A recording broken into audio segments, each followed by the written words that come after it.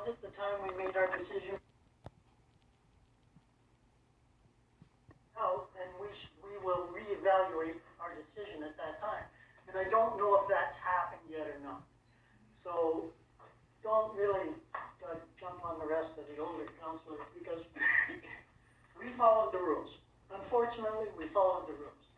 It's not like the town I grew up in where if you had a problem, the company or the village would go up there. It's all changed now. They followed the rules, but not the bylaw. Sarah, or Ms. Mayor, I almost feel like I gotta ask if I can come out of the corner. I've been grounded.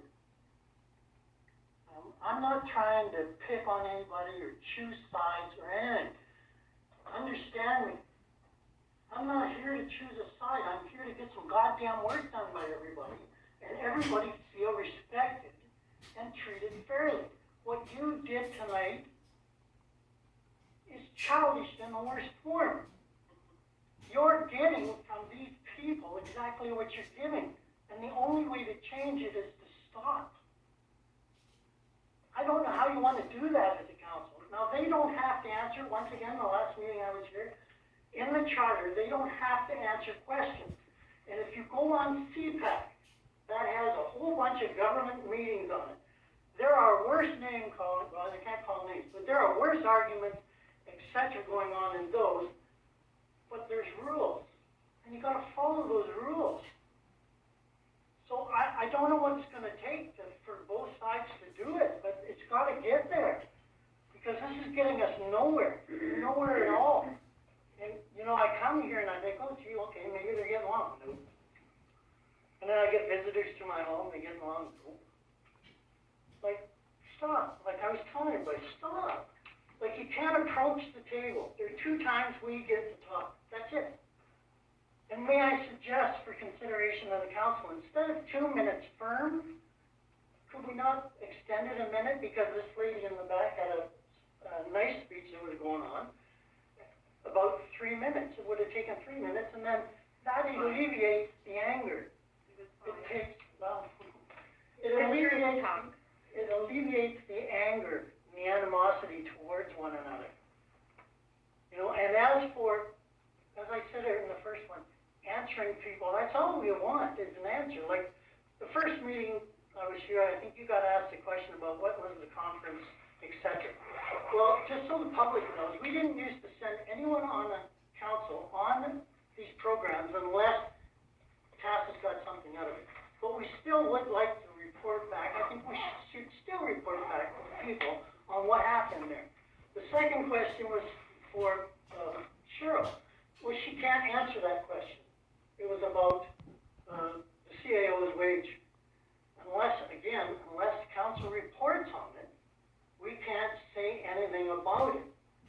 And council did not report on it, so she's stuck. But she's taken a whole bunch of knives for it.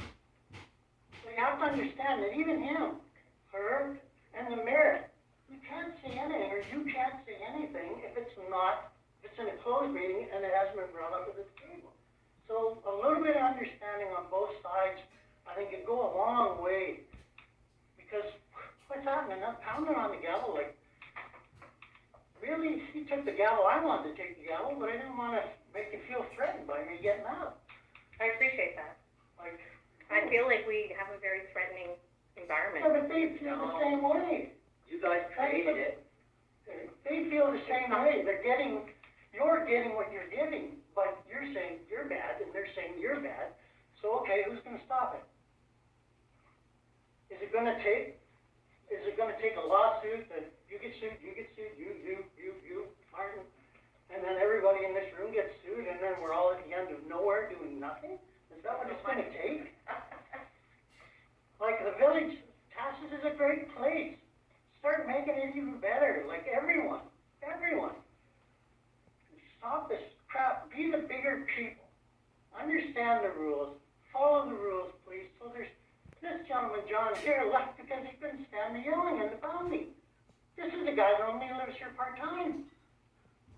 So if we're sending that message to that guy, what's it sending to the people that live here full-time? thing is, I know in Canada, all you have to do is tell me you're recording my voice to make it legal. But the video, I'm not sure what the law says there. So I would like council to have a report back from whomever on the law on video, because I'm not too likable to you videoing me without my consent, and I wasn't when I was on council. And that's, I just hope and pray that we can get past this stuff, but it's gonna take, you know, if it takes a meeting in the rec center and it's a bear pit session, that's what we used to call them in the mill. We'd have management one side, union on the other, and it was a bear pit session. You got it all off your chest, and you left it there. And you moved forward for the betterment of the company.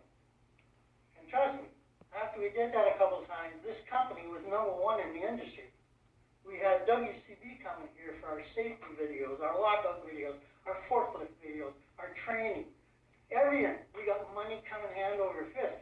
But you think, as I told Martin once, I said, do you think that anybody's going to give us money or work with us if they know this is what's going on? And I'm over my time. Thank you for listening to me. You're on the monitor here on Mr. Tahsis' computer. I have asked, I see you here on the. you have to recognize, please. It's Stan's turn to talk next. You didn't put your names on the list.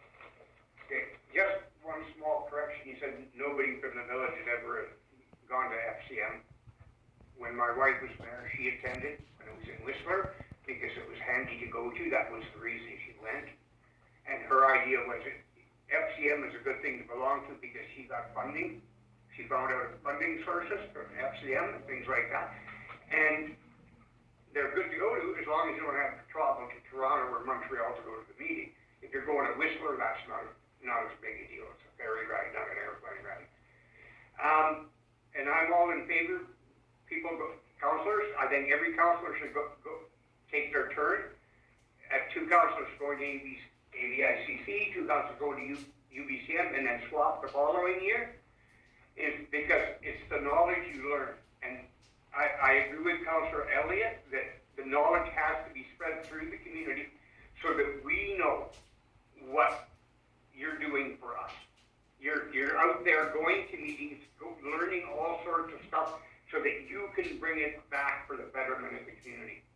And that's where we got to get to. And to follow up with Bill said, the bunch you just have to get out of the bloody sandbox. This isn't kindergarten anymore. Put your long pants on or long skirt, long whatever, your kilts or whatever I say, and come here to do the business of making the village better. That's all I understand, because that's why I come to these meetings for 20 years, is to put my input into helping make suggestions to move the village forward. Cut direct. Thank you. Next says Derek. Well, I want to talk about, Bill talked about the rules, right? And, we're all for the rules too. The rules are that you have to tell us what you do when you're away. And that's all there is to it. And if you don't, that's at your own peril. But I'll give you an example of how we get treated by you people. There's a rule that says that if you borrow a certain amount of money in the village and if you can't pay it back in 5 years, then you have to have a public referendum on it. Is that correct? Do you know if that's correct? I do not. You're not going to answer me. That's wonderful. Well, it is correct, as a matter of fact. But you guys found a way around it. Behind our back. That is deceitful. What part about we're broke don't you get? We don't want to borrow any money. That's what we're trying to tell you. We need to make do with what we have. But a lot of good it does us. Because you're just going to change the rules behind our back, which you did. You adopted a bylaw, I'm not sure what it's called, that says that if it only equals 5% of our annual income, that we can go ahead and borrow the money. That the thing you did last council meeting for the sewer upgrade. You went behind our backs to do that. And that is wrong. That's going to get you in a lot of trouble. And nobody's ever going to trust you guys unless you do things that are up front. That's it. I wanted to point out that you did things behind our back.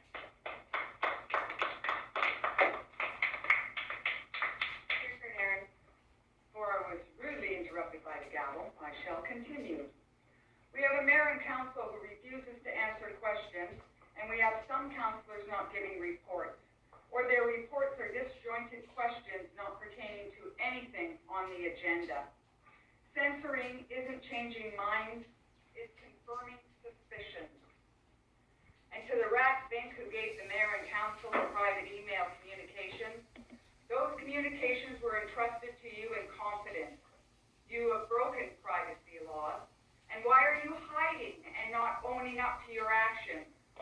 I'd say someone is very lucky that tar and feathering people was left behind in the early American frontier. Shame, shame, shame on you for passing on private communication.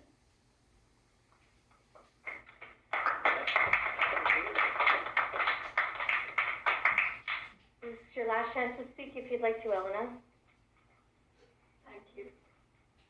Well, a lot of what Mr. Ellis said today, I actually said on the last meeting. Ms. Fowler, I don't know you. I was trying to stop you because I have very sensitive ears, and every time you did, you hurt me deeply. I'm still hurting. Before I moved here, almost 20 years ago, I hurt myself with salt container, wood on wood, in a very small room, and the noise that it made when I opened it just basically broke my everything, and I was crying because I was so hurt. So since then, I really cannot hear things that are too loud. I apologize for what I did. However, I was trying to stop you because it wasn't a mature thing to do, what you were doing. I don't have absolutely anything against you or any of the other members or Mark. I know that you are here in the same community trying to do our best. But please be honest and do not leave the town, because whenever you're going to leave the town, whether it is 5 years, 10 years, whatever it is, you're going to leave your legacy here. Or for the children, we have to look after our children.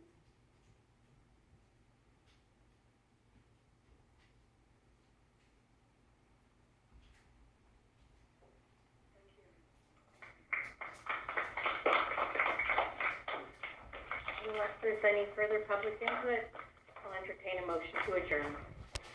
Move that this meeting be adjourned at 8:05 p.m. I'll second that.